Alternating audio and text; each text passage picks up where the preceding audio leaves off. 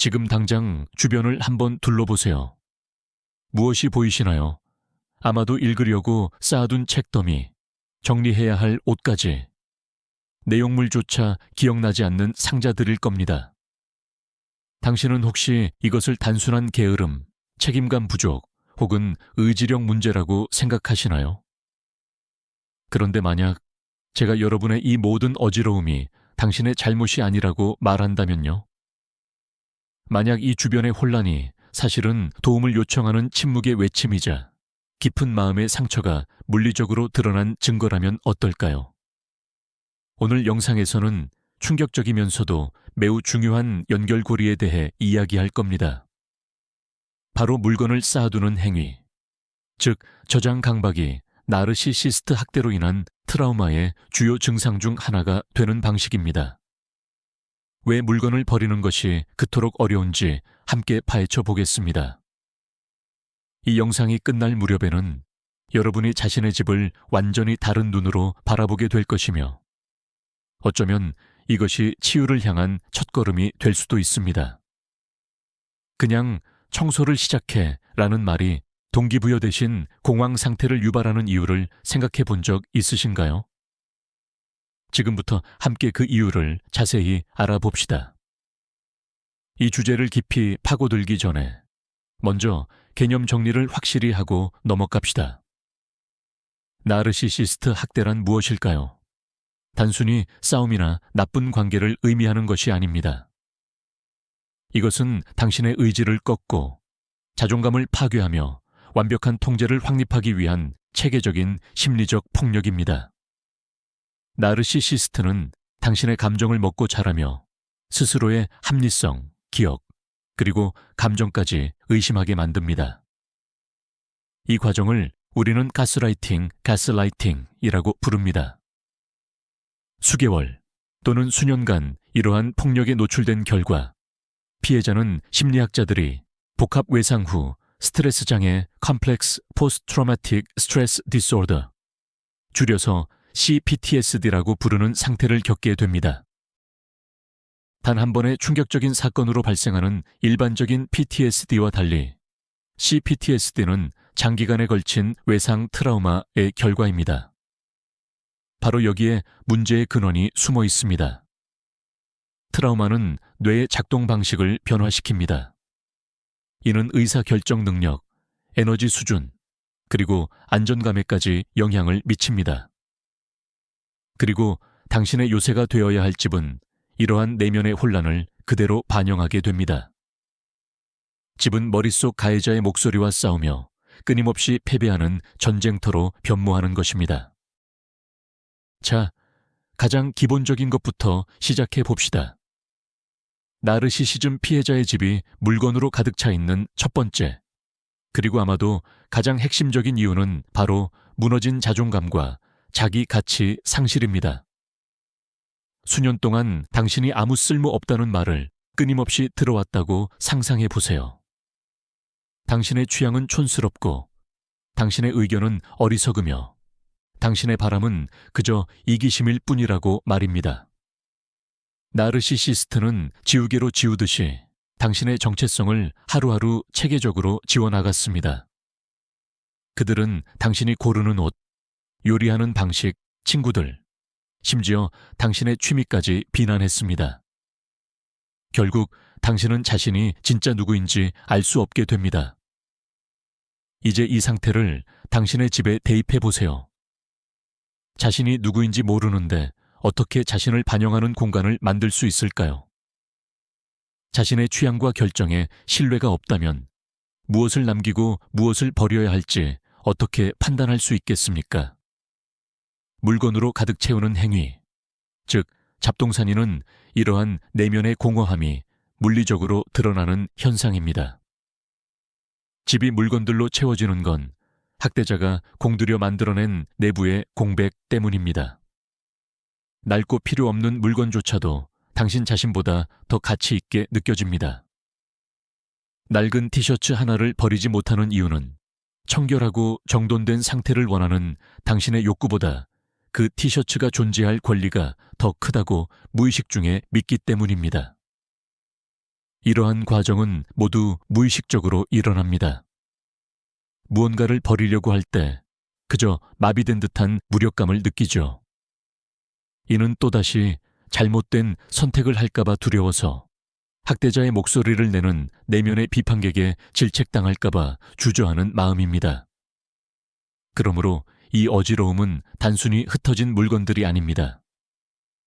이것은 당신이 잃어버린 자존감의 기념비입니다. 이 잔해들을 정리하기 시작하려면 먼저 조각난 자기 자신부터 하나씩 다시 맞춰 나가야 합니다. 두 번째 근본적인 이유는 바로 결정 피로 때문입니다. 심리학자들은 이를 decision fatigue, 의사 결정 피로라고 부릅니다. 나르시시스트와 함께했던 과거를 떠올려 보세요. 당신의 사소한 걸음, 말 한마디, 모든 행동이 분석되고 비판의 대상이 되었죠. 오늘은 뭘 입어야 할까? 그 사람이 좋아할까? 저녁은 뭘 만들지? 또 맛없는 거라고 타박하지 않을까? 친구에게 전화해도 될까? 쓸데없는 일에 시간을 낭비한다고 트집 잡히는 건 아닐까? 당신의 삶은 마치 모든 선택이 폭발을 일으킬 수 있는 지뢰밭과 같았습니다. 생존하기 위해 당신의 정신은 적응해야만 했죠. 그래서 당신은 아예 결정을 내리지 않고 학대자의 뜻에 전적으로 의존하거나 아니면 엄청난 정신적 부담을 감수하며 10발짝 앞을 내다보는 식으로 모든 행동을 미리 계산했습니다. 이제 그 관계에서 벗어났습니다. 자유가 찾아왔다고 생각하지만 당신의 뇌는 그렇게 반응하지 않습니다. 뇌는 결정 내리는 행위가 위험하고 에너지를 낭비하는 일이라고 학습해 버렸기 때문이죠. 그래서 정리해야 할 옷장 앞에 섰을 때 당신의 뇌는 멈춰라고 비명을 지릅니다. 보통 사람들에게 이 옷을 남길까 버릴까 하는 고민은 1분이면 끝납니다. 하지만 당신에게는 이것이 트리거 방가소해가 됩니다. 학대 당시 활성화되었던 똑같은 신경회로가 작동하기 시작하는 겁니다. 남길까? 혹시 나중에 필요해지면? 버리고 후회하면 어쩌지? 버릴까? 혹시 귀한 물건이었는데 내가 늘 그렇듯 일을 망치는 건 아닐까? 이 끝없는 내면의 대화는 당신을 극도로 지치게 만듭니다. 결국 당신의 정신은 가장 쉬운 길을 택합니다. 바로 아무것도 선택하지 않는 것입니다. 나중으로 미루고 구석에 처박아 둡니다. 그저 옷장 문을 닫고 문제가 없는 척 외면해 버리는 거죠. 그렇기 때문에 집안의 물건은 눈덩이처럼 불어납니다. 이것은 게으름이 아닙니다. 이것은 수년간의 심리적 학대로 인해 고장나버린 당신의 결정체계가 겪는 학습된 무기력입니다. 당신의 집에 있는 물건 하나하나가 당신의 정신이 도저히 감당할 수 없어 미루어둔 결정인 것입니다. 자, 이제 물건에 대한 정서적 애착, 즉 우리가 사물에 마음을 주는 방식에 대해 이야기해 볼까요? 보통의 건강한 환경에서 물건은 그저 실용적이거나 아름다움을 위한 도구일 뿐입니다. 하지만 나르시시즘 학대를 겪은 사람에게는 얘기가 다릅니다. 이들에게 물건은 자신이 받지 못했던 감정들을 대체하는 대리물이 되는 경우가 많습니다. 나르시시스트와의 관계 속에서는 무조건적인 사랑, 지지, 따뜻함, 안전함이 결여되어 있었습니다. 그들이 주었던 모든 사랑은 철저하게 통제되고 조건적이었습니다. 그것을 얻기 위해서는 끊임없이 노력해야 했고 간절히 구해야 했으며 언제든 박탈될 수 있는 위협 속에 놓여 있었죠. 이처럼 정서적 공허함이 클 때 우리의 정신은 무언가 만질 수 있고 눈에 보이는 물질적인 것에 매달리기 시작합니다.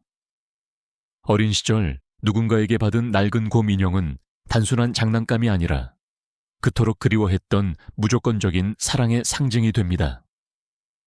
수집했던 도자기, 코끼리 인형들은 단순한 장식품이 아닙니다. 그 나르시시스트를 만나기 이전부터 당신과 함께 있었고 당신을 묵묵히 지지해준 작은 삶의 증인인 셈이죠. 사놓고 읽지 못한 책들은 언젠가 시작할 수 있으리라 믿었던 또 다른 지적이고 흥미로운 삶에 대한 희망을 상징합니다. 그 책들을 버린다는 것은 곧 그 희망 자체를 없애버리는 것과 같기에 차마 버릴 수가 없는 겁니다. 사람과의 관계가 믿을 수 없고 위험했던 세상에서 이 물건들은 당신의 다시 앵커이 되어줍니다. 그들은 배신하지 않고 비난하지 않으며 당신을 떠나지 않습니다. 그저 그 자리에 존재할 뿐입니다. 그렇기에 물건을 정리하는 과정은 단순히 청소가 아니라 배신처럼 느껴집니다. 가장 힘들었던 밤마다 차를 마시던 낡은 찻잔을 버리는 것은 당신이 결국 살아남았다는 기억 자체를 지우는 것과 같습니다. 그것은 당신의 고통을 유일하게 지켜봐준 침묵의 증인들을 포기하는 행위인 거죠. 스스로 내면의 안전과 사랑을 찾고 새롭고 건강한 인간관계를 구축하기 전까지 이 물건들은 정서적 목발 역할을 수행할 것입니다. 당신은 이것들 없이는 앞으로 나아갈 수 없다고 느끼는 것이죠. 네 번째 강력한 요인은 바로 실수를 저지르는 것에 대한 공황적인 두려움입니다. 나르시시스트는 피해자가 자신이 완전히 무능하다고 느끼도록 만드는 데 도가 텄죠. 아주 사소한 실수라도 우주적인 재앙의 수준으로 부풀려집니다. 커피를 쏟았나요? 넌 맨날 일을 망쳐 하는 집마다 엉망이야. 빵 사는 걸 잊었나요? 넌 도무지 믿을 수가 없어. 완전히 쓸모없는 존재야. 시간이 지나면서 당신은 이걸 믿게 됩니다. 그리고 실수를 저지르는 것을 극도로 두려워하게 되죠. 왜냐하면 당신의 머릿속에서 실수는 곧 수치심, 처벌, 그리고 거부당하는 것과 같기 때문입니다. 이 두려움은 삶의 모든 영역에 침투하며 특히 물건에 대한 결정을 내릴 때 더욱 두드러지게 나타납니다. 당장 손에 든 낡고 고장난 헤어드라이어를 생각해 보세요. 논리는 버려, 고장났잖아 라고 말합니다. 하지만 트라우마를 입은 뇌는 즉시 패닉에 빠지죠. 혹시 고칠 수도 있는 거 아니야? 혹시 안에 쓸만한 부품이 있는 건 아닐까? 만약 내일 어떤 만들기를 하는데 딱 이 드라이어가 필요하면 어떡하지? 또 잘못된 결정을 내리게 될 거야. 또 실수하게 될 거라고. 잠재적인 실수와 그에 따른 자기 비난을 피하기 위해 당신은 아무것도 하지 않기로 선택합니다. 드라이어를 제자리에 도로 놓죠. 같은 일이 작아진 옷에도 일어납니다. 혹시 살이 빠지면 어쩌지? 유통기한이 지난 화장품에도요. 이 색깔이 단종됐는데 나중에 꼭 필요하면 어쩌지? 쌓여있는 헌잡지 더미에도요. 혹시 그 안에 중요한 기사가 있었던 건 아닐까? 당신은 쓸모있는 것을 버려서 돌이킬 수 없는 실수를 저지르지 않았다는 착각 속에서 차라리 혼란 속에서 사는 것을 택합니다. 당신의 집은 잠재적인 가능성과 보험이 든 위험으로 가득 찬 창고로 변합니다. 당신은 모든 물건을 만약을 대비해서 붙잡고 있습니다. 왜냐하면 당신의 의식 속에서 그 만약의 경우가 매일 혼란 속에서 사는 것보다 훨씬 더 두렵기 때문입니다. 당신에게 잡동사니를 버리는 일은 곧 수백, 수천 가지의 작은 선택을 해야 한다는 뜻이며 그 선택 하나하나에서 실수할 위험을 감수해야 합니다. 그리고 학대자에게 길들여진 당신의 정신은 이 모든 압박감을 도저히 견딜 수가 없습니다. 다섯 번째로 다룰 내용은 이전 내용과 깊이 연결되어 있는 주제입니다. 바로 미루기 프로크라스티네이션가 스트레스에 대한 학습된 반응이라는 점입니다. 트라우마 심리학에서는 위협에 맞서는 세 가지 핵심 반응, 즉 투쟁, 싸움, 도피, 도망, 그리고 동결, 멈춤을 이야기합니다. 싸우거나 도망치는 것이 불가능한 장기간의 학대 상황에서 우리의 정신은 자주 세 번째 전략인 동결 프리즈를 선택하게 됩니다. 고통을 덜 느끼기 위해 감정적으로 동결하고 가해자를 자극하지 않기 위해 육체적으로 경직됩니다. 이것이 당신의 주된 생존 기제가 되는 것입니다. 관계가 끝난 후에도 이 기제는 사라지지 않습니다. 단지 다른 스트레스 상황으로 옮겨갈 뿐입니다. 특히 트라우마를 겪은 사람에게는 방 안의 잡동산이나 쌓여있는 물건들을 정리하는 사소해 보이는 일조차 엄청난 스트레스로 다가옵니다. 이것은 단순한 청소가 아닙니다. 자신의 과거, 미뤄뒀던 결정들, 그리고 자신의 두려움과 고통을 정면으로 마주하는 일입니다. 쌓여있는 물건의 더미를 보는 순간 당신의 뇌는 그것을 위협으로 인식합니다. 그리고 습관적으로 동결 반응을 발동시킵니다. 신체적으로는 갑작스러운 무기력, 극심한 피로감, 그리고 누워서 천장만 바라보고 싶은 충동으로 나타납니다. 아침에 계획을 세우고 의욕이 충만하더라도 옷장을 여는 순간 마치 나부로 된 담요를 뒤집어 쓴 것처럼 느껴집니다. 힘이 빠지고 모든 것이 손에서 미끄러지며 머릿속은 안개 낀 것처럼 흐릿해집니다. 이것이 바로 동결 반응의 실체입니다. 당신의 몸과 마음은 당신의 의도를 방해합니다. 왜냐하면 그들에게 이 작업은 견딜 수 없는 심리적 긴장과 연결되어 있기 때문입니다. 이것은 새로운 직장을 구하거나 새 관계를 시작하는 것을 방해했던 바로 그 미루기입니다. 과거에는 생존하는 데 도움이 되었지만 지금은 당신이 삶을 살아가는 것을 가로막는 방어 기제인 것입니다. 외부인들은 이것을 게으름이라고 부릅니다. 하지만 이것은 게으름이 아닙니다. 게으름은 에너지가 있지만 쓰고 싶지 않은 상태인 반면 당신은 이 순간 에너지가 전혀 없는 상태입니다. 모든 에너지는 내면의 싸움, 즉 눈앞의 혼란을 보는 순간 활성화되는 트라우마 기억을 억누르는 데 소진되고 있는 것입니다. 이제 조금 이상하게 들릴 수도 있지만 많은 사람들에게는 냉혹한 진실인 것에 대해 이야기해 봅시다. 6번째 이유는 바로 익숙하고 안전한 환경으로서 무의식적으로 혼란을 재현하는 것입니다. 네, 잘못 들으신 게 아닙니다. 나르시시스트와 함께하는 삶은 끝없는 혼돈 그 자체입니다. 감정 기복, 예측 불가능한 분노 폭발, 끊임없는 드라마, 그리고 음모와 조종이 난무하죠. 여러분의 뇌와 신경계는 수년 동안 고도의 경계 태세 속에서 살아가는 것에 적응해 왔습니다. 그렇기에 평온함과 질서는 여러분에게 낯선 것이며 오히려 불안하게 느껴지기도 합니다. 삶에 갑자기 평온이 찾아오면 끊임없는 폭풍에 익숙해진 뇌는 오히려 걱정하고 불안해지기 시작합니다. 이 고요함이 불길하게 느껴지는 거죠. 곧 무슨 일이 터질지 기다리는 겁니다. 그리고 이 미지의 불안함을 해소하기 위해 뇌는 무의식적으로 익숙한 환경, 즉 혼란을 다시 만들려고 합니다.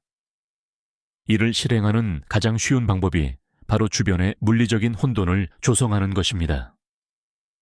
집안의 어질러진 모습은 여러분이 익숙해진 내면의 혼란을 반영하고 지속시키는 역할을 합니다. 그것은 불쾌할지라도 익숙한 감각을 제공하죠. 여러분은 혼돈 속에서 사는 방법은 알지만 질서와 조화 속에서 사는 방법은 모릅니다.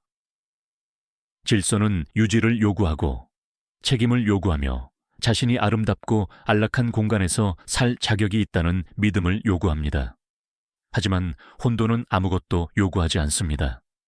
그냥 존재할 뿐입니다. 더 나아가 물리적인 어지러움은 지속적인 주의 분산 장치 역할을 합니다. 여러분이 어질러진 물건 때문에 괴로워하고 설거지하지 않은 자신을 자책하는 동안에는 내면을 들여다보고 트라우마의 결과라는 진짜 고통과 마주할 시간과 힘이 없습니다. 이 물리적인 혼란은 편리한 희생양이 됩니다. 나에게 일어난 모든 일 때문에 내가 깊은 우울증에 빠져서 집이 엉망진창이야 라고 인정하는 것보다 집이 지저분해서 내가 우울해 라고 스스로에게 말하는 것이 훨씬 쉽습니다. 이는 통제 불가능한 거대한 문제를 잡고 겉으로 보기에 해결 가능한 문제로 바꾸려는 심리의 시도인 것입니다. 표면적으로는 명확해 보이지만 트라우마의 깊은 뿌리를 둔 7번째 이유는 바로 만성적인 에너지 고갈입니다. 나르시시스트의 학대는 생존을 위한 마라톤입니다. 이는 감정적, 정신적, 그리고 당연히 신체적인 당신의 모든 자원을 소진시킵니다. 가해자의 비위를 맞추고 언제 터질지 모르는 폭탄 위를 걷는 듯한 끊임없는 스트레스는 문자 그대로 당신의 신경계를 불태웁니다. 스트레스 호르몬인 코르티솔 수치는 항상 최고치를 기록합니다. 그 결과 수면장애, 소화문제, 면역력 약화가 발생하며 결국 만성피로 증후군이나 극심한 번아웃과 유사한 상태에 이르게 됩니다. 이러한 관계에서 벗어났다고 해서 몸과 마음이 손가락 한 번 튕기는 것처럼 즉시 회복되지는 않습니다. 그들은 깊은 탈진 상태에 머물러 있습니다. 당신의 내면 배터리가 100% 충전되어야 하는데 겨우 10% 아니 5%밖에 남아있지 않다고 상상해 보세요. 이 최소한의 에너지를 침대에서 일어나기, 양치하기, 식사 준비, 출근하기 같은 기본적인 일상생활에 분배해야 합니다. 대청소 같은 더 큰 일에는 힘이 남아있지 않습니다. 옷장 정리 같은 작업은 마치 에베레스트 등반만큼이나 버겁게 느껴집니다. 추가적인 노력은 단순한 귀찮음이 아니라 신체적인 저항을 불러 일으킵니다. 이것은 게으름이 아닙니다. 이것은 당신의 몸이 회복, 휴식, 안정을 필요로 한다고 절규하는 실제적인 생리적 상태입니다. 그러나 잠재의식 속에 깊이 박힌 가해자의 목소리를 들으면서 당신은 계속해서 자신을 비난합니다. 정신 차려. 이 게으름뱅이야. 다른 사람들은 다 하는데 왜 너만 못해? 너는 그냥 태생이 게을러. 이 내적 갈등은 마지막 남은 에너지를 갉아먹고 당신은 악순환에 빠지게 됩니다. 청소할 힘이 없다. 주변이 엉망이 된다. 죄책감과 수치심이 커진다. 이 감정이 더 많은 에너지를 빼앗는다. 이 악순환에서 벗어날 수 있는 유일한 방법은 하나입니다. 자신의 고갈 상태를 인정하고 스스로에게 불가능한 것을 요구하는 일을 멈추고 쉴 권리를 주는 것입니다. 설거지할 그릇이 산더미처럼 쌓여 있더라도 그저 누워 회복할 수 있는 권리를 스스로에게 허락해야 합니다. 저희 리스트 중 8번째, 특별히 주목해야 할 항목은 바로 가해자의 선물이라는 덫입니다. 나르시시스트 피해자라면 집에 그들이 준 물건을 보관하고 있는 경우가 거의 대부분일 겁니다. 단순히 잡동사니가 아니라 보석, 전자기기, 옷, 인테리어 소품 등 값비싸고 의미 있는 물건들일 수 있습니다. 나르시시스트들은 관계 초기에 사랑 폭격 전술을 자주 사용하며 피해자에게 아낌없이 선물을 쏟아붓죠. 이런 선물들은 조종의 도구, 즉 사랑과 관심의 환상을 심어주고 피해자를 낚싯바늘에 걸리게 하는 수단이었습니다. 관계는 끝났지만 물건들은 남았고 이 물건들을 일반적인 논리로 처리하기는 불가능합니다. 그 반지를 들거나 그 옷을 만질 때면 머릿속에서 폭풍이 시작됩니다. 한편으로는 이 물건이 당신에게 고통, 굴욕, 거짓말을 상기시키죠. 말 그대로 유해한 에너지에 흠뻑 스며들어 있으니까요. 하지만 다른 한편으로는 가해자가 오랫동안 구축해온 메커니즘이 작동합니다. 항상 거칠에 불과했던 좋았던 순간들의 기억이 떠오릅니다. 이거 고를 때 얼마나 정성을 들였는데 이렇게 비싼 건데 어떻게 버려? 어쩌면 모든 게 그렇게 나쁘진 않았는지도 몰라. 이 물건들은 좋은 일이 실제로 존재했다는 물질적인 증거가 됩니다.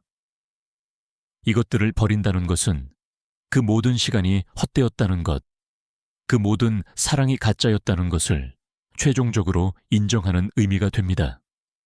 이 인정은 너무나 고통스럽습니다. 게다가 나르시시스트는 피해자에게 의무감을 심어주는 경우가 많습니다. 내가 너에게 이만큼이나 해줬는데 너는 정말 배은망덕하구나. 이 목소리는 여전히 당신의 머릿속에 울려 퍼집니다.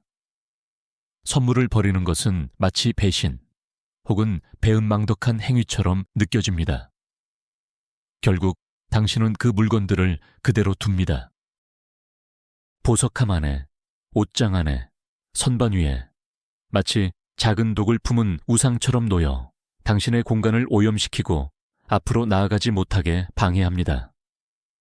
그것들을 볼 때마다 오래된 상처에 작은 상처가 덧나는 기분이죠. 이 물건들을 없애는 것은 단순히 청소가 아닙니다. 그것은 강력하고 상징적인 해방의 행위입니다. 나는 더 이상 당신의 가짜에 속지 않아. 나의 마음의 평화는 그 어떤 돈이나 기억보다 소중하다. 라고 선언하는 것입니다. 9번째 이유는 바로 잡동산이나 물건들을 물리적인 방어벽으로 삼는 것입니다. 나르시시스트와 지낼 때 당신의 개인적인 경계는 늘 무너졌습니다. 그 사람은 허락 없이 당신 물건을 사용했고 당신의 대화를 엿봤고 노크도 없이 방에 들어왔으며 당신의 모든 움직임을 통제했죠. 말 그대로 나만의 안전한 공간이 존재하지 않았습니다. 관계를 정리하고 나왔지만 누군가 침범할지도 모른다는 공포는 여전히 남아 있습니다. 새로운 사람들을 두려워하고 그들이 당신에게 다시 상처를 주거나 경계를 침해할까봐 불안해하는 거죠. 이때 집안의 어지러움, 난잡한 상태는 무의식적인 아군으로 변모합니다. 이는 마치 거대한 성벽처럼 기능하죠. 첫째, 물건들이 쌓여 있으면 손님을 초대할 수 없습니다. 당신은 부끄러움을 느끼고 비난받을까 두려워 스스로를 고립시킵니다. 아프지만 동시에 안전하죠. 아무도 오지 않으면 아무도 상처 주지 않는다. 당신의 집은 조개 껍데기가 되고 잡동사니는 그 단단한 껍데기 벽이 되어줍니다. 둘째, 혹시라도 누군가 당신의 집에 들어오게 되더라도 이 어지러움은 물리적, 감정적 거리를 만들어냅니다. 의자 위에 쌓인 물건 더미 때문에 옆에 앉을 수 없고 물건으로 가득 찬 책상은 깊은 대화를 나누기 어렵게 만듭니다. 혼돈 상태 카오스는 긴장된 분위기를 조성하여 방문자가 쉽게 긴장을 풀거나 마음을 열기 어렵게 만들죠. 이것은 사람들을 안전한 거리에 두어 그들이 당신의 삶과 내면 깊숙이 들어오지 못하게 하는 방식입니다. 때로는 그 정도가 심해서 자신의 침대까지 물건으로 가득 채우기도 합니다. 잠을 잘 수 있는 공간은 겨우 작은 부분만 남겨두고 말이죠. 이는 잠재적인 친밀감이나 너무 위험하게 느껴지는 새로운 관계를 무의식적으로 방어하려는 행동입니다. 원래는 안락함과 환영의 공간이어야 할 집이 이제는 낡은 잡지나 상자, 불필요한 옷가지 같은 물건들의 군대에 의해 지켜지는 난공불락의 요새로 변해버린 것입니다. 그리고 이 벽들을 허물기 위해서는 먼저 이런 방어벽 없이도 안전하다고 느껴야 합니다.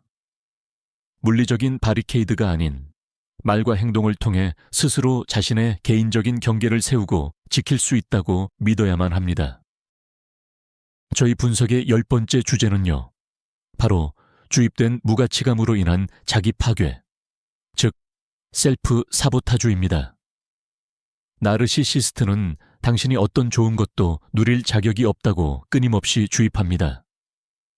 그는 당신의 성공을 깎아내리고 성과를 무시하며 당신의 실패를 보며 기뻐하죠.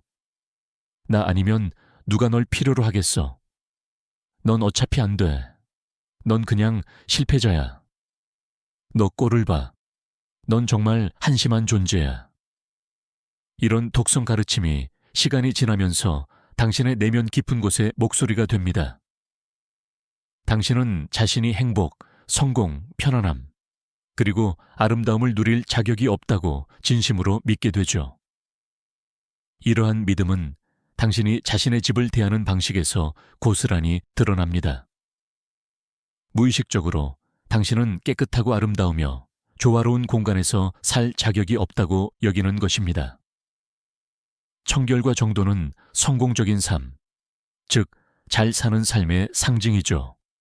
그러니 당신이 실패자라면 그에 걸맞은 환경에서 살아야 한다고 스스로 생각하게 됩니다. 물건으로 가득 차고 지저분하며 불편한 집은 당신의 무가치함을 물리적으로 증명하는 공간이 됩니다.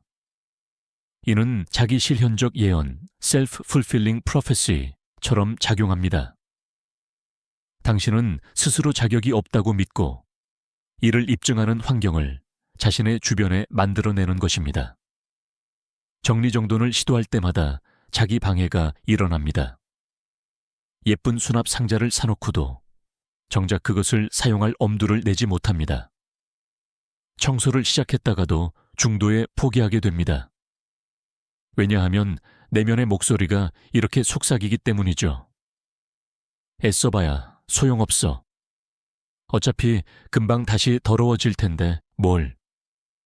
넌 깨끗하게 유지할 능력도 없어. 이는 일종의 자기 처벌입니다. 당신이 그런 부당한 대우를 받도록 내버려 뒀다는 죄책감, 혹은 더 일찍 떠나지 못한 것에 대해 스스로를 벌주는 행위입니다.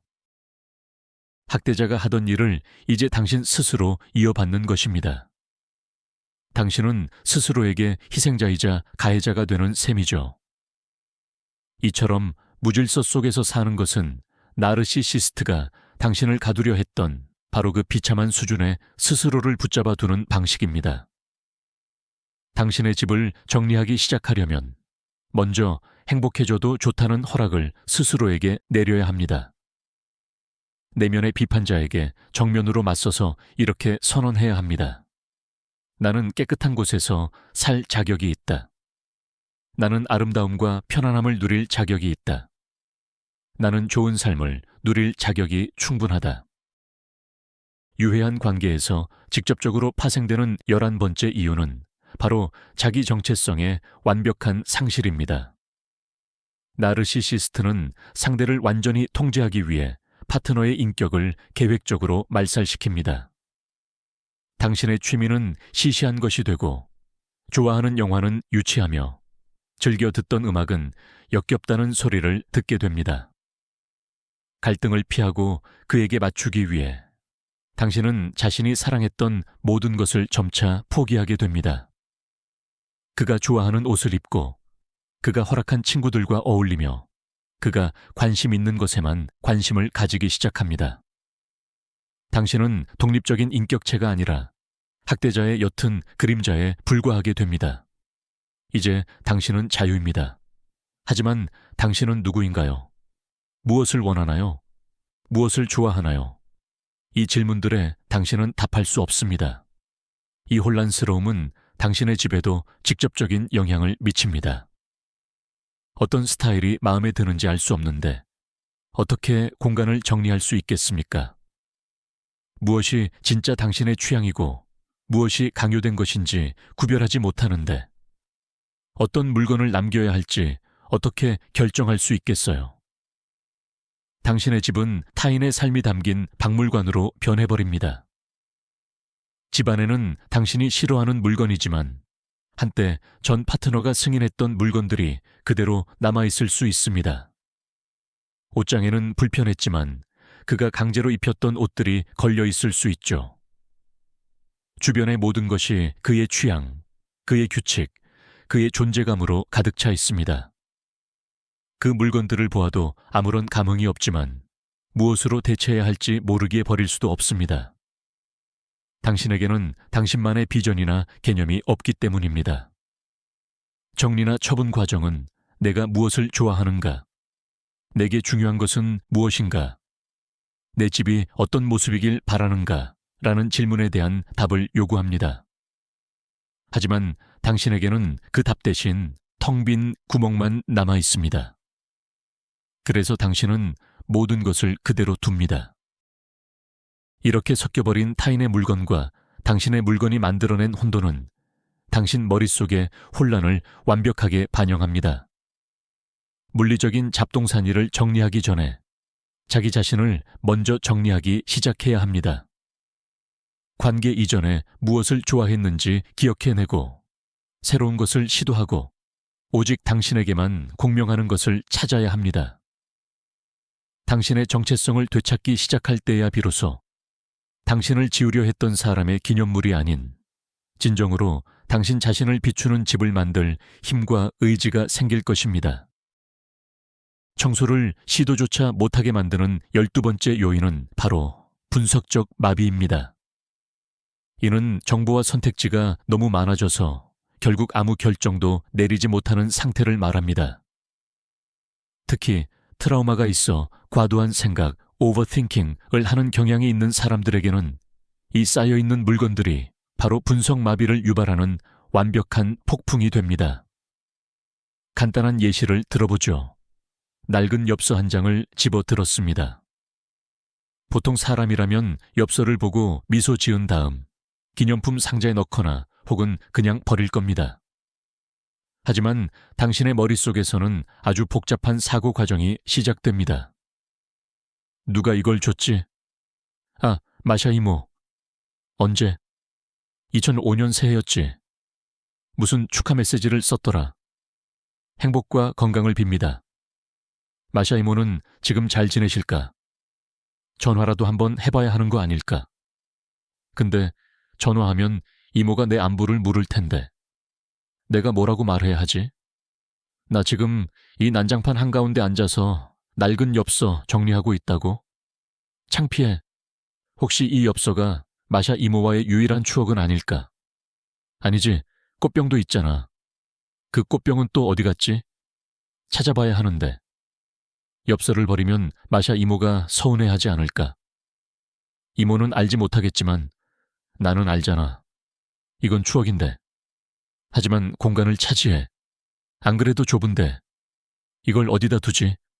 엽서 전용 상자를 따로 만들어야 하나? 그건 또 어디에 보관해? 사진 찍고 버릴까? 아냐, 그래도 뭔가 부족해. 그 기운, 에너지, 이 느껴지지 않아.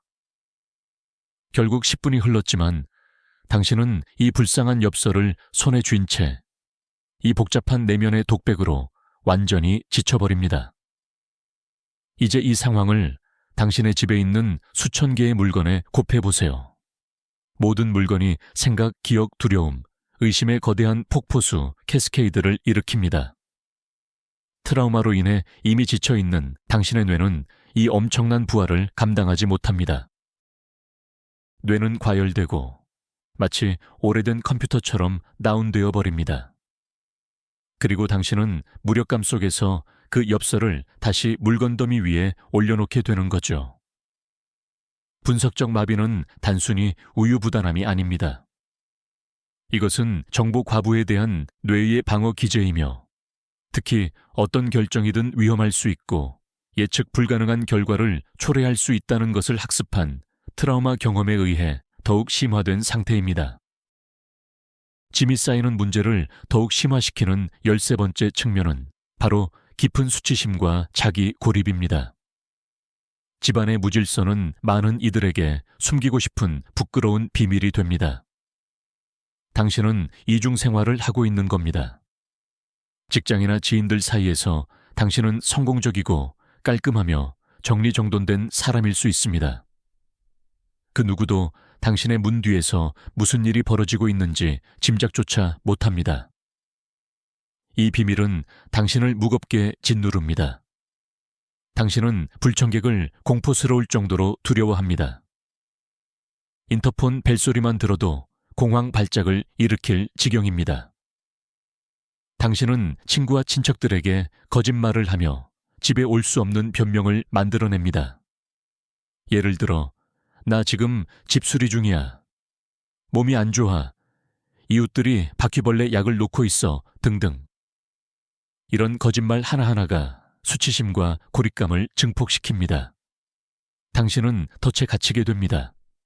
도움과 지지가 절실하지만 비난받을까 두려워 아무도 당신의 세상에 들어오게 할 수 없습니다.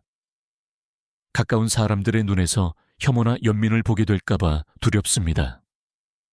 당신은 이미 머릿속에서 학대자의 목소리로 울려 퍼지는 바로 그 말을 들을까봐 두렵습니다.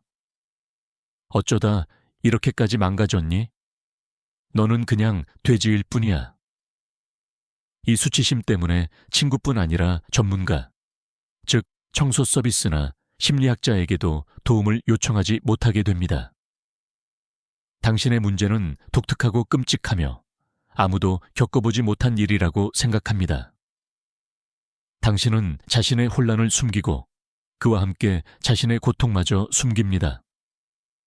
이러한 고립은 우울증과 불안감을 더욱 심화시키고 결국 당신에게 무질서와 싸울 힘마저 앗아가 버립니다. 결국 악순환이 생겨납니다. 무질서가 수치심을 낳고 수치심은 고립을 낳으며 고립은 트라우마적 경험을 증폭시키고 이는 다시 청소할 의지나 힘을 꺾어버립니다. 이 악순환을 끊어내는 것은 엄청나게 어렵습니다. 그리고 첫 번째 단계는 당신이 혼자가 아니라는 것을 깨닫는 것입니다. 학대를 경험한 수천, 수백만 명의 사람들이 당신과 똑같은 문제에 직면하고 있습니다. 당신의 무질서는 도덕적 결함이 아닙니다. 감기에 걸렸을 때 기침을 하는 것과 같은 하나의 증상일 뿐입니다. 따라서 아프고 도움이 필요하다는 사실에 대해 수치스러워할 필요는 전혀 없습니다. 이제 14번째 측면, 즉 물건 쌓아두기와 강박적인 구매 또는 쇼핑 중독 간의 관계를 살펴보겠습니다. 트라우마를 겪은 많은 사람들에게 있어 새로운 물건을 사는 행위는 자기 치료의 한 방식이 됩니다. 이는 가해자나 학대자가 남긴 내면의 공허함을 채우려는 시도인 것입니다.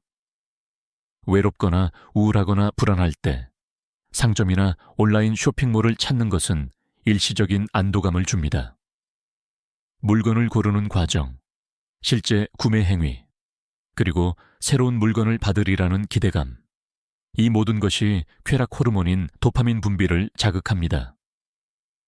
잠시 동안은 기분이 나아집니다. 자신이 더 의미 있고 성공적인 사람처럼 느껴집니다. 이 새로운 물건이 곧 새로운 삶을 약속하는 것처럼 보입니다. 이 예쁜 드레스를 사면 내 삶이 바뀔 거야.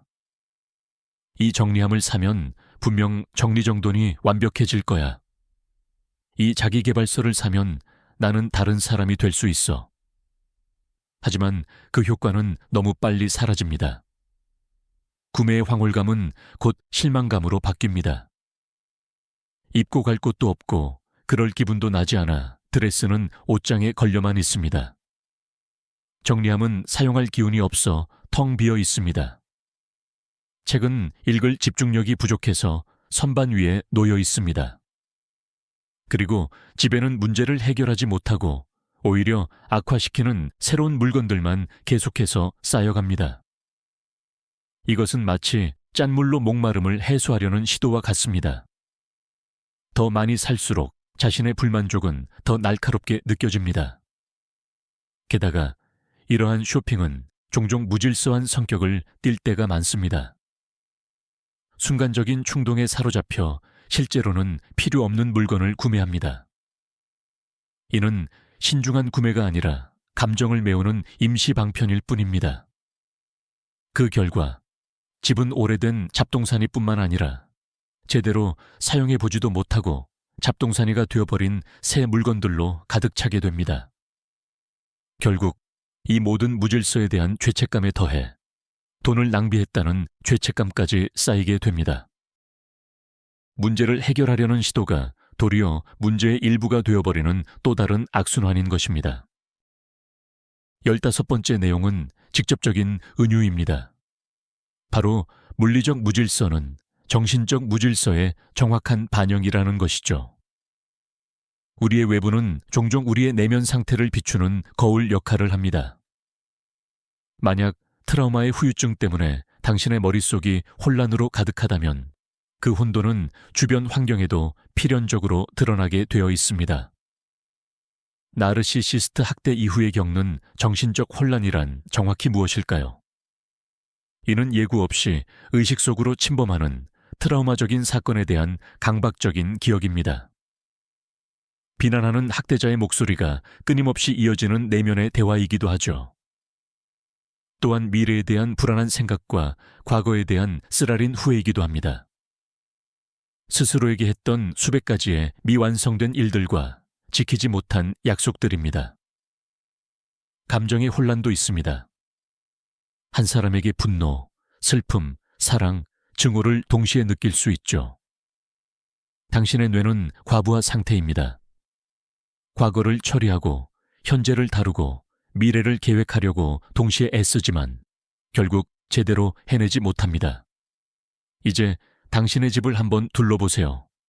쌓여있는 미납 고지서 뭉치는 재정적 불안정성에 대한 당신의 염려를 나타냅니다.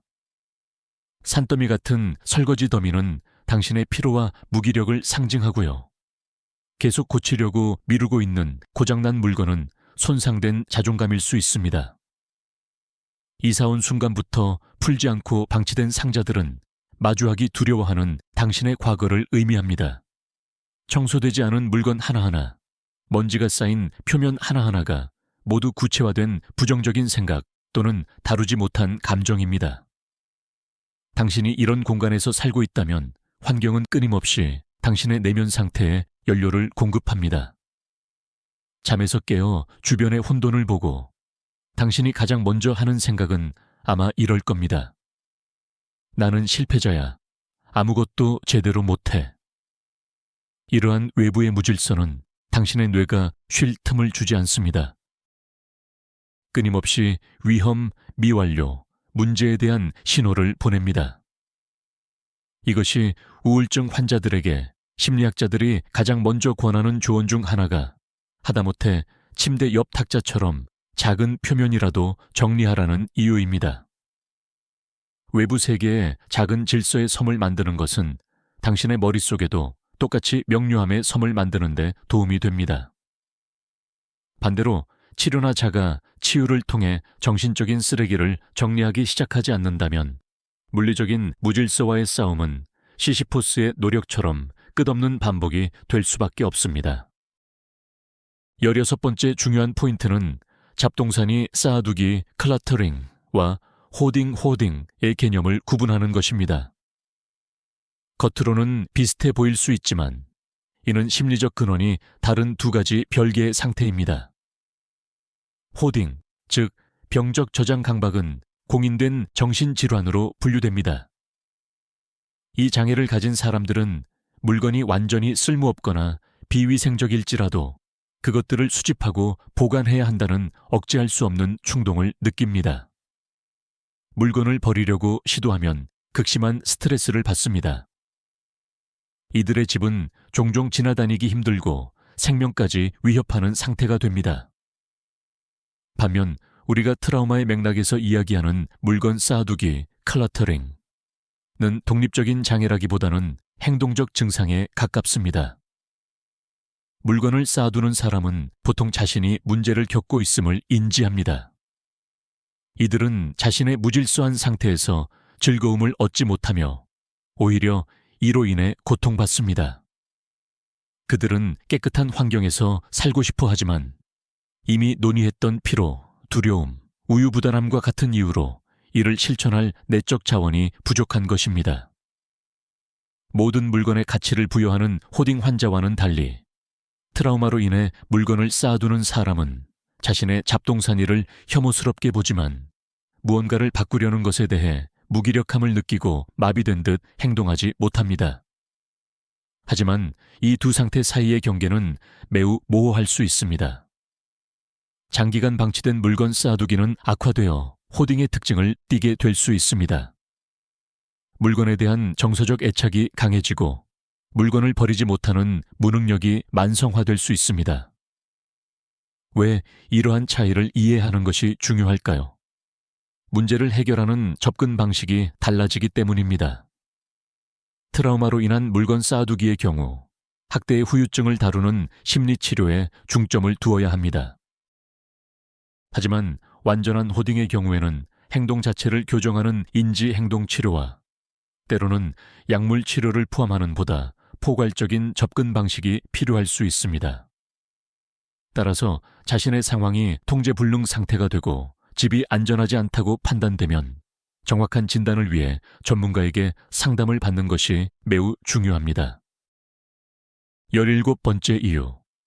가장 교묘한 이유 중 하나는 바로 정리정돈을 하는 동안 머릿속에서 울리는 학대자의 목소리입니다. 건강한 사람이라면 평범하거나 심지어 즐거움까지 느끼는 이 정리 작업이 당신에게는 처절한 자기 비난의 장으로 변질됩니다. 물건 하나를 손에 쥐고 그 운명을 결정하려 할 때 머릿속에서는 바로 그 익숙한 잔소리가 재생되기 시작합니다. 이걸 어디다 둘 건데? 어차피 또 어지럽힐 거잖아. 너는 이것도 제대로 못하는 한심한 인간 같으니라고. 대체 이걸 왜 샀어? 또 돈 낭비했지. 낭비벽 있는 사람아. 내 꼴을 좀 봐. 정말 가엾은 몰골이야. 이 잔혹한 말들은 당신의 목소리가 아닙니다. 이는 당신을 괴롭힌 사람의 직접적인 발언이거나 그들이 주입한 메시지들이며 당신의 잠재의식에 너무 깊이 새겨져 마치 내 생각처럼 들리는 것뿐입니다. 이 내면의 비판자는 당신의 사소한 노력까지도 모두 깎아내립니다. 선반 한 칸을 정리하면 그는 즉시 이렇게 속삭입니다. 겨우 이것밖에 못하니? 남은 일이 얼마나 많은데 넌 절대 끝내지 못할 거야. 필요 없는 물건을 버리려고 결정했습니까? 그는 귓가에 속삭일 겁니다. 확실해? 나중에 후회하면 어쩌려고? 너는 항상 잘못된 결정만 내리잖아. 결과적으로 당신은 일을 끝냈다는 만족감 대신 공허함, 수치심, 그리고 절망감만을 느끼게 됩니다. 행동 하나하나가 부정적인 감정의 폭포수와 함께합니다. 당연히 당신의 정신은 이 과정을 어떻게든 피하려 할 것입니다. 매번 자기 비판과 자기 혐오의 목욕탕에 몸을 담그는 것보다 차라리 아무것도 하지 않는 편이 훨씬 쉽기 때문입니다. 머릿속에 있는 이 낯선 목소리를 분리하고 인식하는 방법을 배우기 전까지는 이 혼란과의 싸움은 불가능합니다. 당신이 그 목소리에 단호하게 대답할 수 있을 때까지 말입니다. 이건 내 생각이 아니야. 이건 그 사람의 말이었어. 그리고 이제 더 이상 내게 아무런 힘도 없어.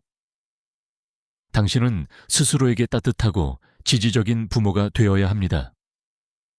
아주 작은 행동이라도 칭찬해주는 부모 말입니다. 이 선반을 정리한 건 정말 잘했어. 쉽지 않은 일이었는데도 해냈구나. 네가 자랑스러워. 잠시 쉬었다가 내일 힘이 나면 조금 더 해보자.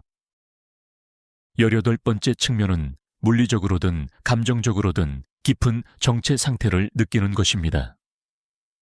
집안의 어지러움은 바로 이러한 상태를 완벽하게 나타내는 은유가 됩니다. 수년 동안 쌓아둔 물건들은 당신이 놓아주지 못하고 계속 매달리는 과거를 상징합니다.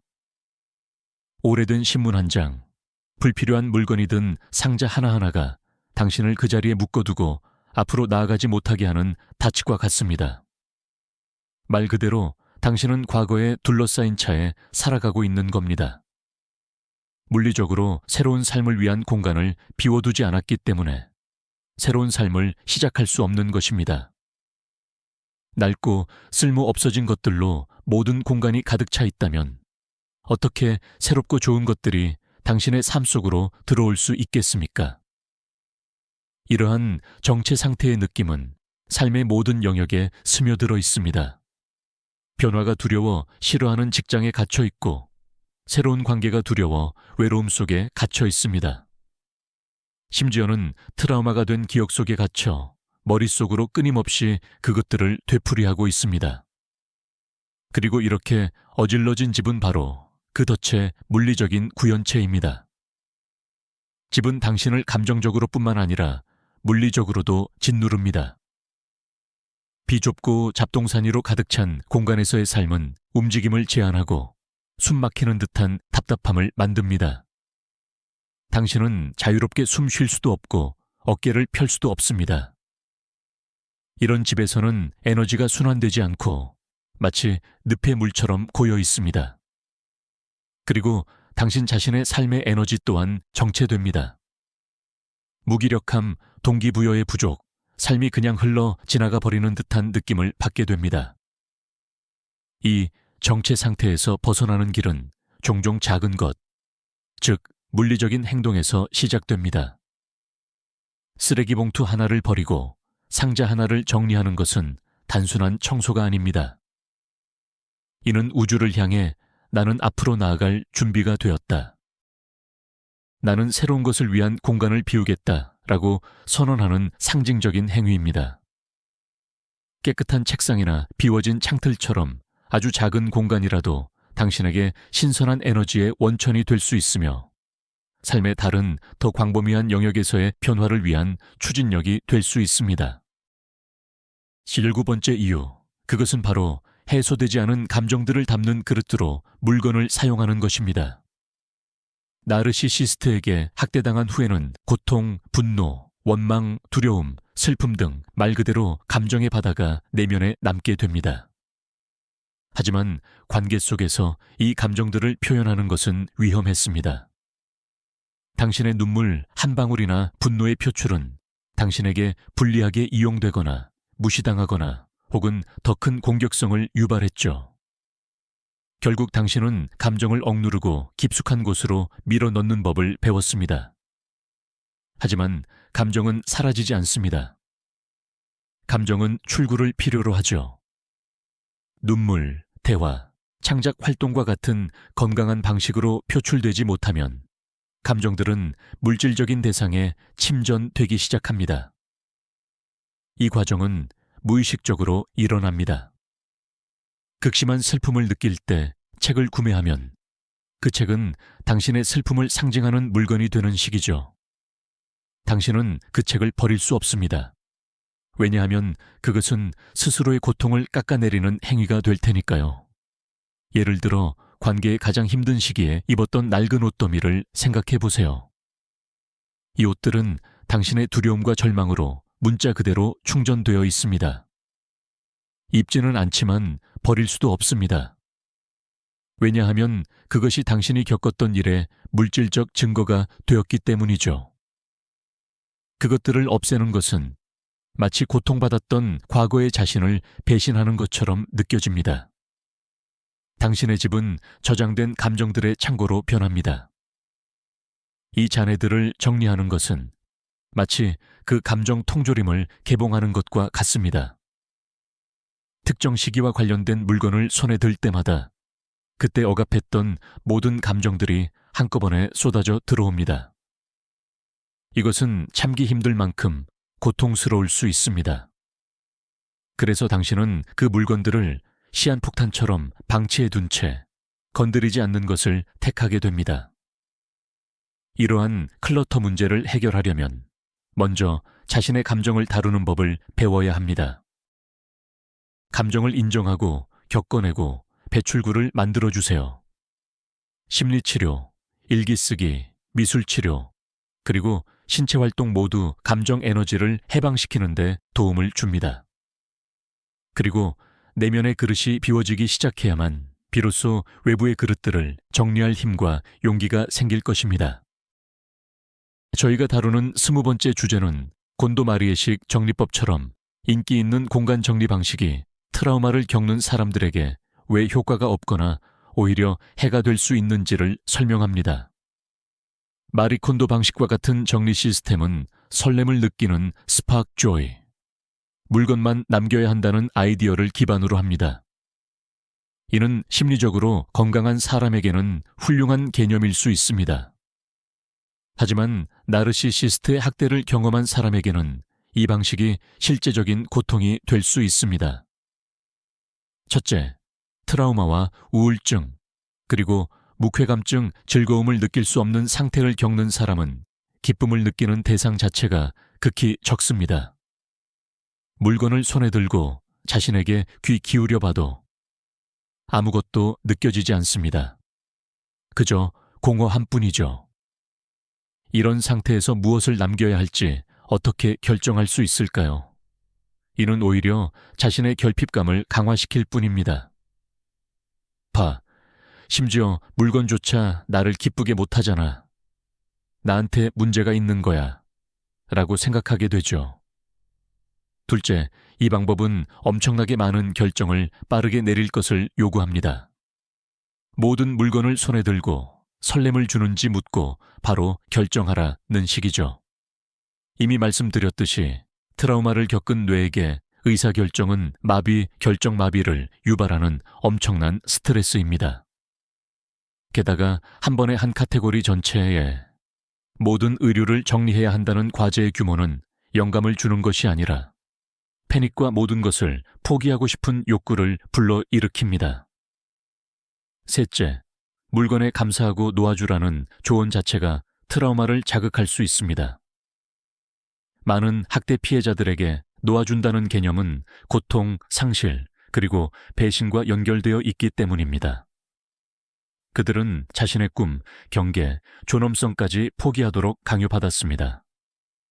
물건까지 놓아주라는 요구는 또 다른 형태의 폭력처럼 느껴질 수 있습니다.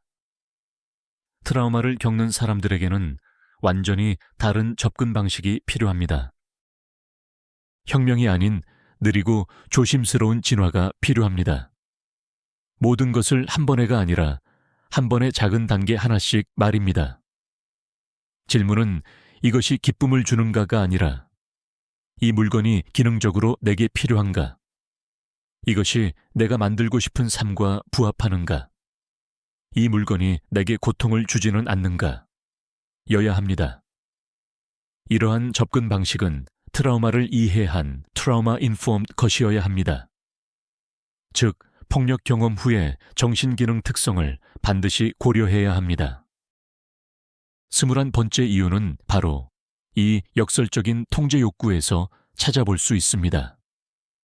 나르시시스트와의 관계에서는 삶에 대한 어떤 통제권도 박탈당했기 때문입니다. 그 사람은 당신의 재정, 시간, 인간관계, 심지어 감정까지 모두 통제했습니다. 당신은 끊임없는 무력감과 예측 불가능성 속에서 살았습니다.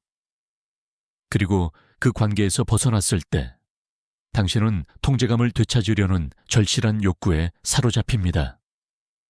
그런데 여기서 난잡함이 역설적인 역할을 합니다. 혼돈은 통제력을 완전히 상실한 것처럼 보이지만 어떤 사람들에게는 자신이 정원을 쥔 주인이 될 수 있는 유일한 영역이 됩니다. 이 공간에서는 자기 외에는 아무도 물건의 위치를 결정할 수 없습니다. 맞아요. 난장판이지만 이건 나의 난장판이에요. 이 잡지 더미를 여기에 둘지, 이 상자가 방 절반을 차지할지, 그건 내가 결정해요. 따라서 외부의 어떤 시도라도, 예를 들어 가족이 청소를 도와주려는 행위라도 개인의 경계와 이 취약하고 환상적인 통제권을 침해하는 새로운 공격으로 받아들여질 수 있습니다. 자신이 온전히 소유한 유일한 것이기에 그 사람은 자신의 잡동사니를 맹렬하게 지켜낼 수밖에 없습니다. 게다가 물건을 쌓아두는 행위 자체도 삶을 통제한다는 착각을 불러일으킵니다. 감정이나 과거는 통제할 수 없지만 지금 나가서 물건 하나를 더 사는 것은 가능하니까요. 구매 행위 그 자체가 일시적인 권력과 힘을 느끼게 합니다. 무엇을 살지를 내가 결정하고 이것을 가질 여유가 있다는 것을 스스로 확인합니다. 문제는 이러한 통제가 파괴적이라는 점입니다. 이는 삶을 개선하기는커녕 혼돈을 더욱 심화시킬 뿐입니다. 진정한 통제란 질서, 조화, 그리고 행복으로 이어지는 결정을 내릴 수 있는 능력입니다. 하지만 그러기 위해서는 먼저 완전히 무력하다고 느끼는 자기 내면의 부분을 치유해야 합니다. 당신이 시간 관리, 재정 관리, 그리고 자신의 반응까지 건설적인 방식으로 삶을 통제할 수 있다는 믿음을 가져야 합니다. 그때서야 비로소 난잡함이라는 파괴적인 통제에 집착할 필요성이 사라질 것입니다.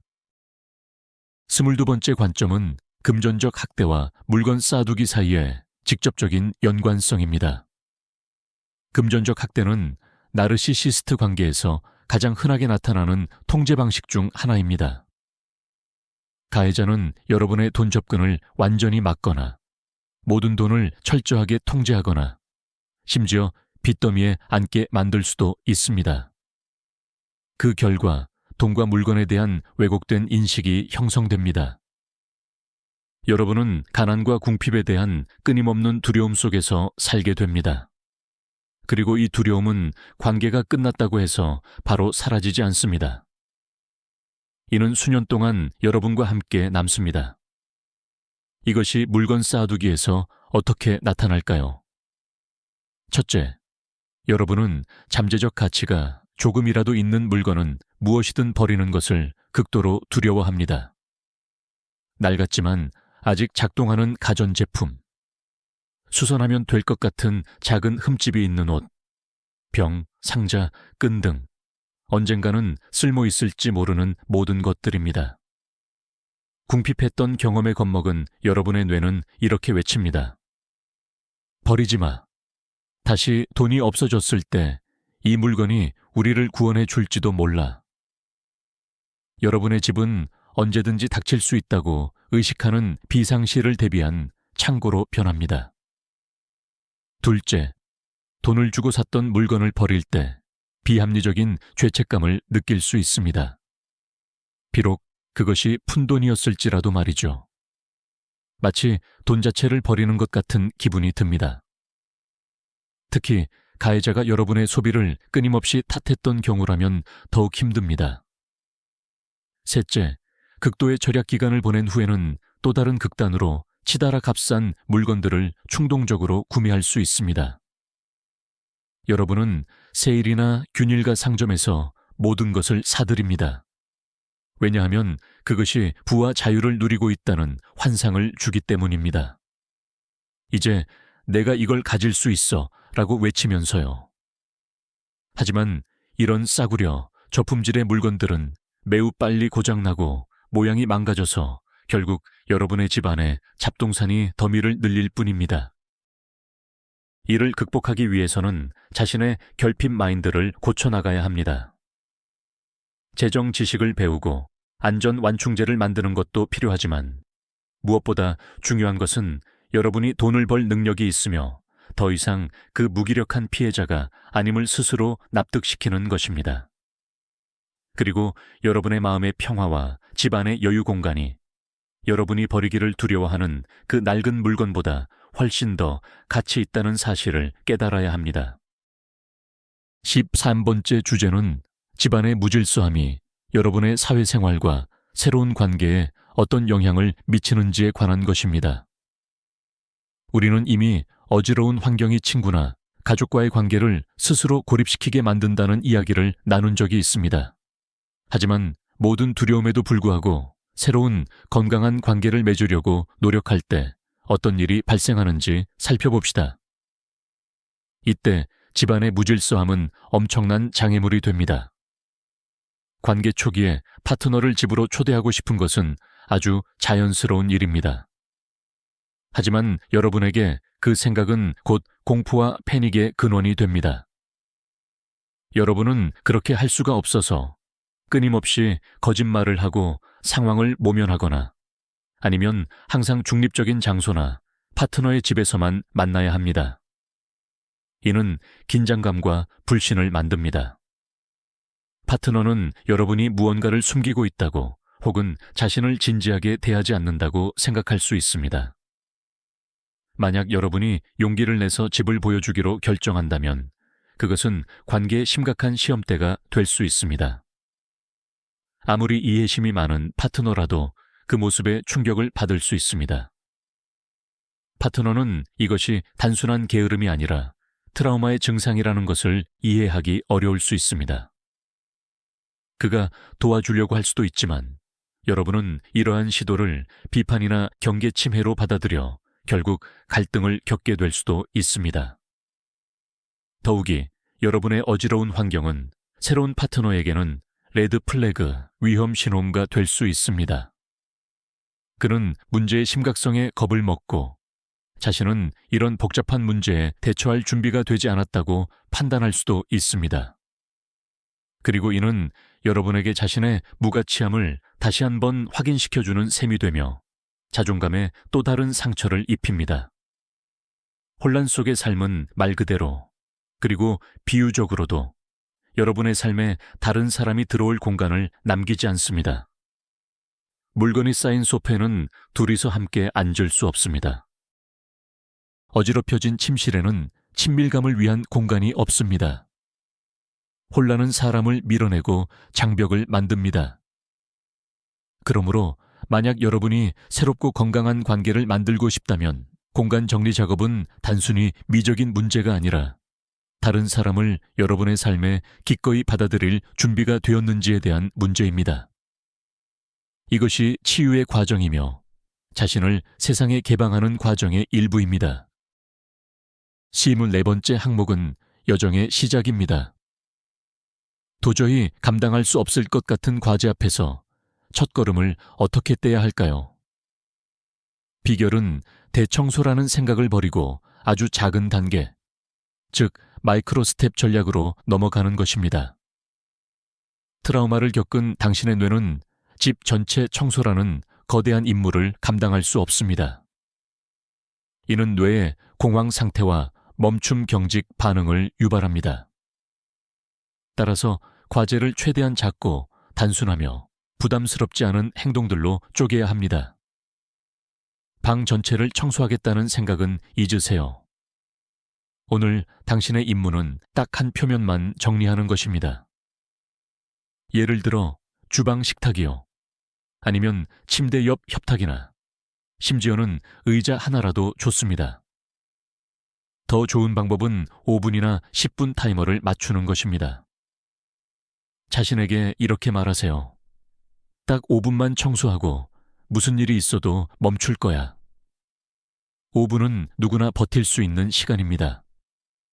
이 시간 동안 껌종이 몇 개 버리고 아주 작은 구역의 먼지를 닦는 것만 성공할 수도 있습니다. 하지만 이것만으로도 엄청난 승리입니다. 중요한 것은 얼마나 했느냐가 아니라 일단 무언가를 시작했다는 사실입니다.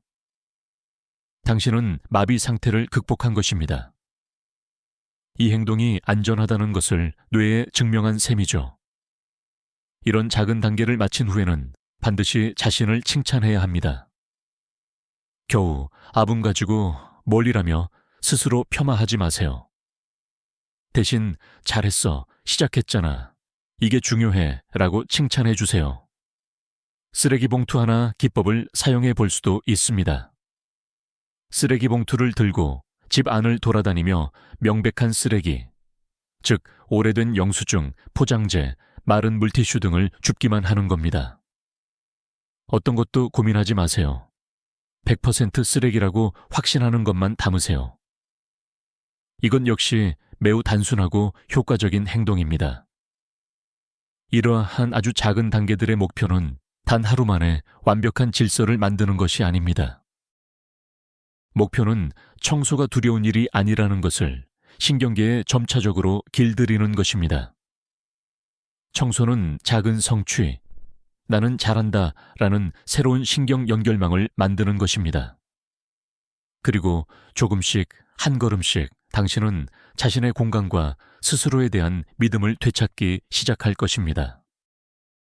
치유로 향하는 여정에서 25번째이자 어쩌면 가장 핵심적인 요소는 바로 자기 자비입니다. 당신의 머릿속에 있는 학대자의 목소리는 잔인함과 비난, 그리고 심판의 목소리입니다. 이 목소리를 이겨내기 위해서는 그에 맞서는 또 다른 목소리를 내야 합니다. 바로 자기 자신에 대한 친절함과 이해, 그리고 연민의 목소리죠. 스스로에게 나는 게으른 돼지야 라고 생각하는 순간 멈추세요. 그리고 의도적으로 그 생각을 이렇게 바꾸세요. 지금 나 정말 힘들구나. 이 난장판은 내 잘못이 아니라 트라우마의 결과야. 나는 비난이 아니라 공감을 받을 자격이 있어. 이것은 게으름을 정당화하라는 의미가 아닙니다. 내면의 동기부여 방식을 바꾸라는 뜻입니다. 당신이 나쁜 사람이라서 고쳐야 한다는 생각 때문에 청소하는 게 아닙니다. 당신은 지옥 같은 시간을 이겨낸 좋은 사람이기에 이제 아름답고 안락한 공간에서 살 자격이 있습니다. 당신 자신을 위해 스스로를 사랑하고 돌보는 마음으로 하는 것입니다. 자기 자비는 좌절이나 퇴행을 스스로 용서하는 능력이기도 합니다. 5분 청소조차 할 힘이 없는 날도 분명 있을 겁니다. 그럴 때는 자신을 꾸짖지 말고 오히려 격려하는 것이 특히 중요합니다. 스스로에게 말하세요. 오늘은 기력이 없구나. 괜찮아. 푹 쉬고 내일 다시 시도하자. 당신이 아니라 당신과 똑같은 일을 겪은 가장 친한 친구를 돌본다고 상상해 보세요. 그 친구가 방을 어지럽혔다고 비난할 건가요? 아니면 친구를 안아주고 따뜻한 차를 끓여주며 넌 할 수 있어 라고 말해줄 건가요? 당신 자신에게 바로 그런 친구가 되어주세요. 자기 자비를 실천하는 것은 이기심도 약점도 아닙니다. 이것이야말로 트라우마 치유를 위한 가장 강력한 도구입니다.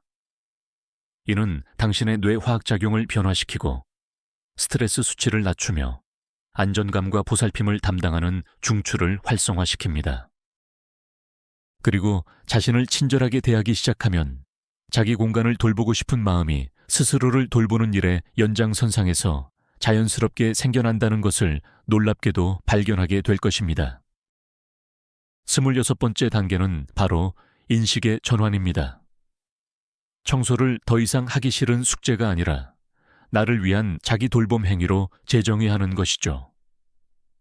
우리 마음속에서 청소라는 단어는 고된 노동, 더러움, 의무, 벌칙 같은 부정적인 의미와 연결되어 있을 때가 많습니다.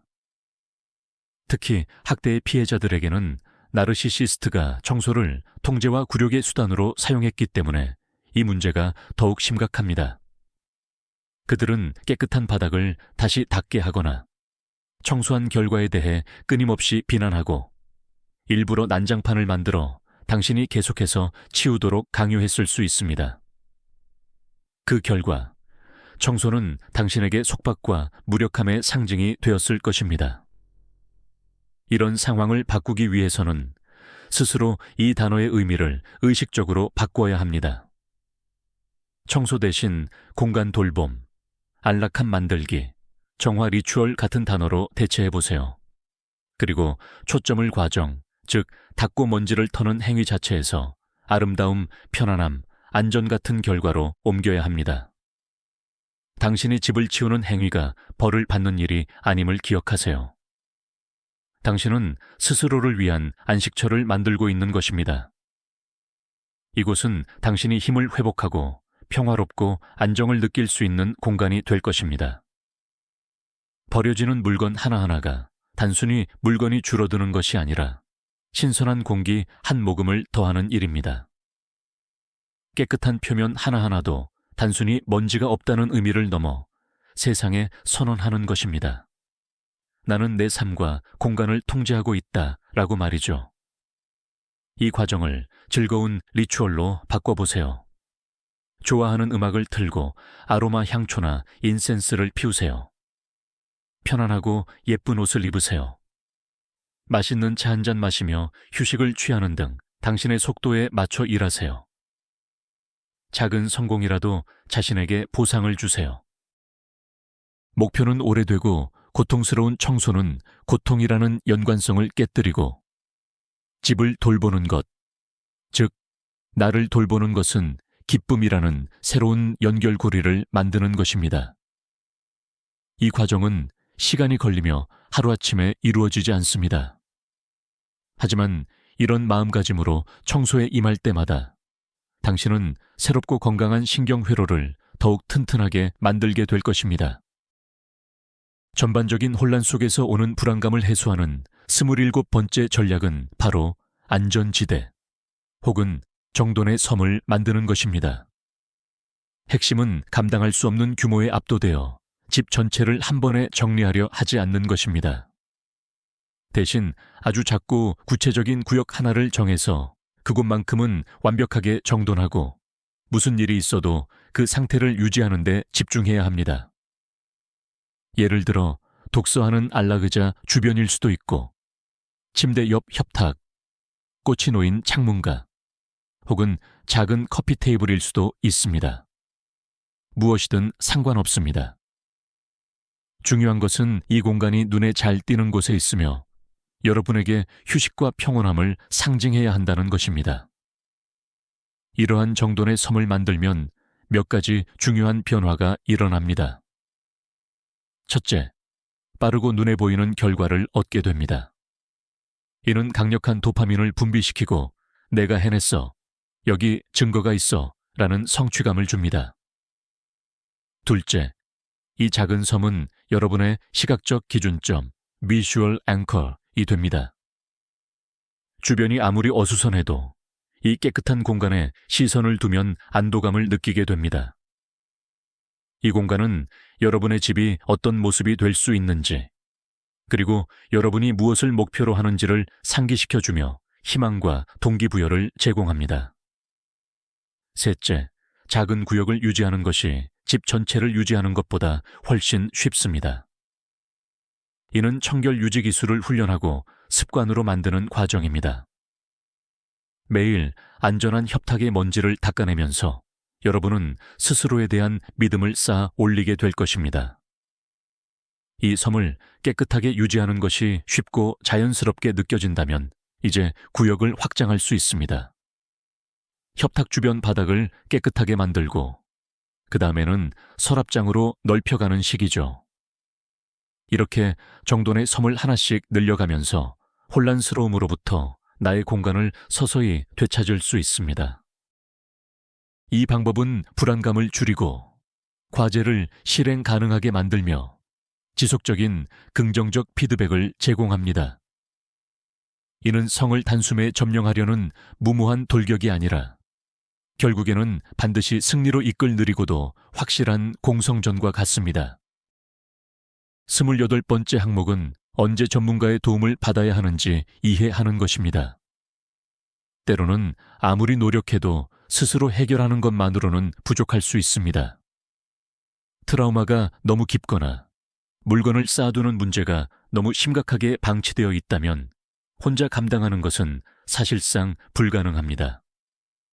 그리고 이 사실에 대해 부끄러워할 필요는 전혀 없습니다.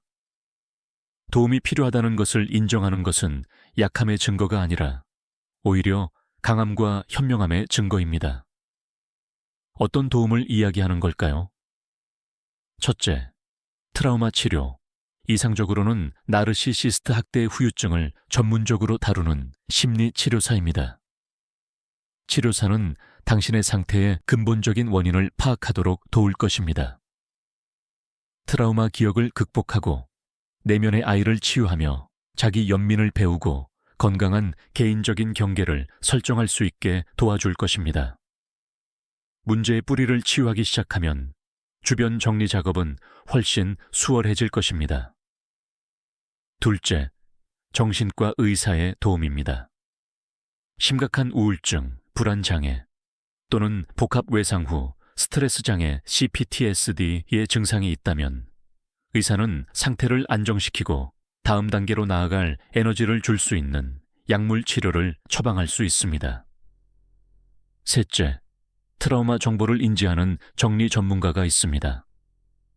이들은 단순히 물건을 물리적으로 정리하도록 돕는 사람이 아닙니다. 이 전문가는 물건 쌓임 현상의 심리적인 측면을 깊이 이해하고 있습니다. 판단하지 않고 당신의 속도에 맞춰 조심스럽게 작업을 진행할 것입니다. 그는 단지 정리정돈뿐만 아니라 당신에게 딱 맞는 수납 시스템을 만들고 청결함을 유지하는 기술까지 가르쳐 줄 것입니다. 도움을 요청하는 것은 자기 자신과 자신의 미래에 대한 투자입니다. 이 과정을 혼자 감당해야 할 의무는 없습니다. 기꺼이 도울 준비가 되어 있고 또 방법을 아는 사람들이 있습니다. 그들에게 손을 내미는 당신의 한 걸음이 치유의 여정에서 결정적인 전환점이 될 수 있습니다. 우리가 꼭 알아야 할 29번째 이유는 트라우마의 직접적인 결과로 나타나는 뇌의 실행 기능 손상입니다. 실행 기능이란 우리가 계획을 세우고 체계적으로 정리하며 과제를 시작하고 마무리하고 시간을 관리하며 주의를 집중하게 해주는 일련의 고등 정신 과정입니다. 쉽게 말해 뇌의 총괄 관리자 CEO 역할을 한다고 볼 수 있습니다. 장기간의 스트레스와 트라우마는 이러한 기능을 담당하는 뇌 영역인 전두엽 피질에 말 그대로 치명적인 손상을 입힙니다. 그 결과 학대를 경험한 사람들은 실행 기능에 심각한 장애를 겪을 수 있습니다. 그렇다면 이것이 청소라는 일상적인 맥락에서는 어떻게 드러날까요? 행동 계획을 세우기가 어렵습니다. 방을 둘러봐도 어디서부터 시작해야 할지 모르겠고 모든 일이 똑같이 중요하고 급해 보입니다. 청소와 같은 큰 과제를 작은 단위의 하위 과제로 나누는 것이 어렵습니다.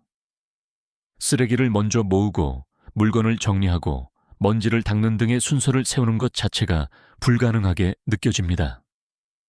행동으로 옮기는데 어려움을 느낍니다. 모든 것을 계획할 수는 있지만 생각에서 실제 행동으로 넘어가는 그 순간이 넘을 수 없는 장벽처럼 느껴집니다. 집중력을 유지하기가 힘듭니다.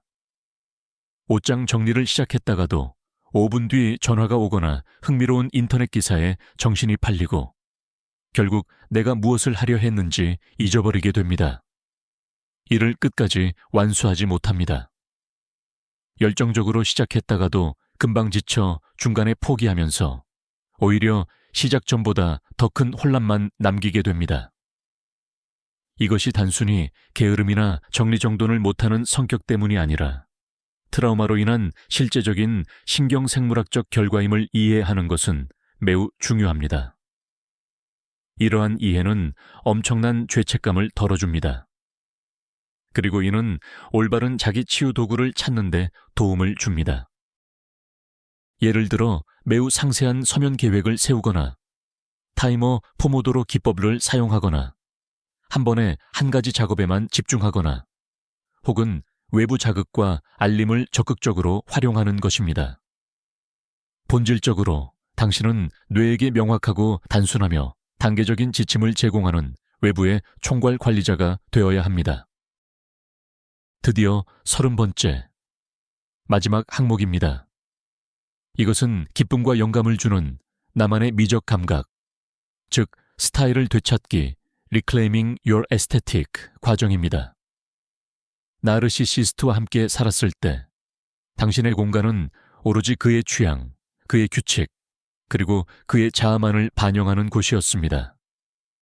하지만 과거의 잔해들을 정리하기 시작하면 눈앞에 깨끗한 캔버스가 펼쳐집니다. 그리고 이것이 마침내 100% 당신만을 위한 집을 만들 절호의 기회입니다. 이 과정은 단순히 인테리어를 하는 것을 넘어섭니다. 이는 당신의 정체성을 회복하는 강력한 치료적 실천입니다. 당신은 진정으로 무엇을 좋아하나요? 어떤 색이 당신을 편안하게 하고 어떤 색이 에너지를 주나요? 어떤 질감이 당신에게 기쁨을 주나요? 매끄러운 나무, 부드러운 벨벳, 거친 린넨처럼 말이죠. 당신이 좋아하는 향은 무엇인가요?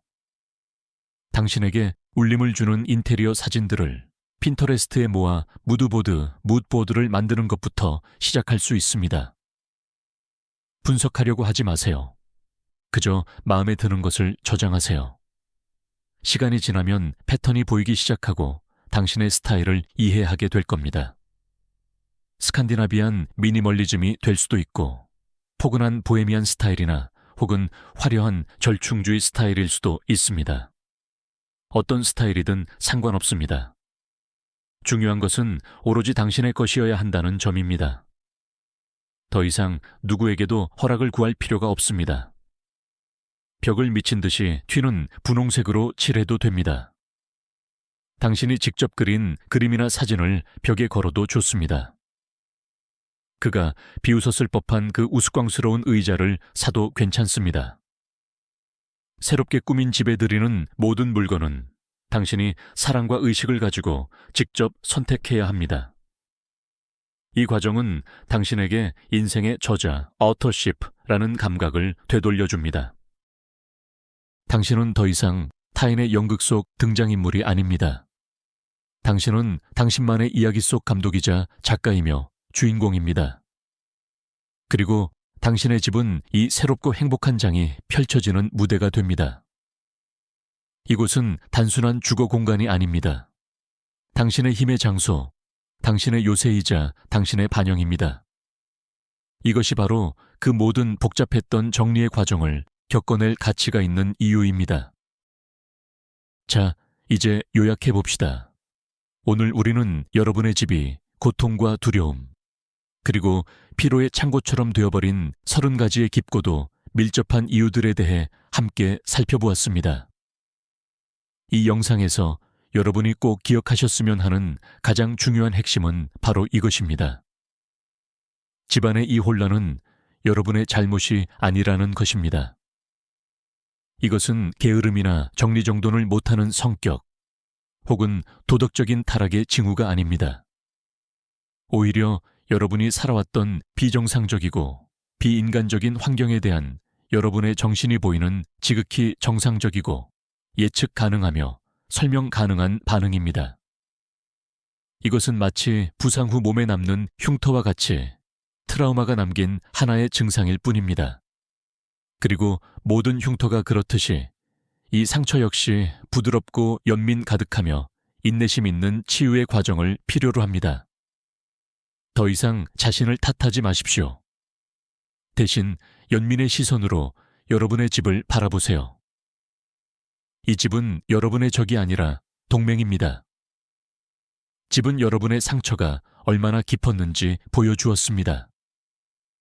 그리고 이제 치유 과정에서 가장 큰 조력자가 될 준비가 되어 있습니다. 정리하는 상자 하나하나, 버려지는 쓰레기 봉투 하나하나는 단순히 청소가 아닙니다.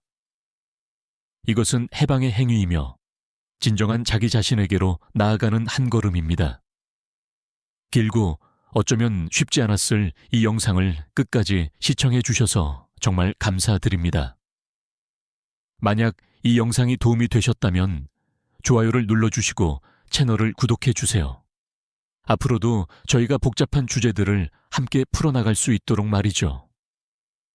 이제 여러분께 질문 하나 드립니다. 오늘 언급했던 30가지 이유 중에서 어떤 이유가 여러분의 마음에 가장 크게 와닿았나요? 괜찮으시다면 댓글로 여러분의 생각을 공유해 주세요.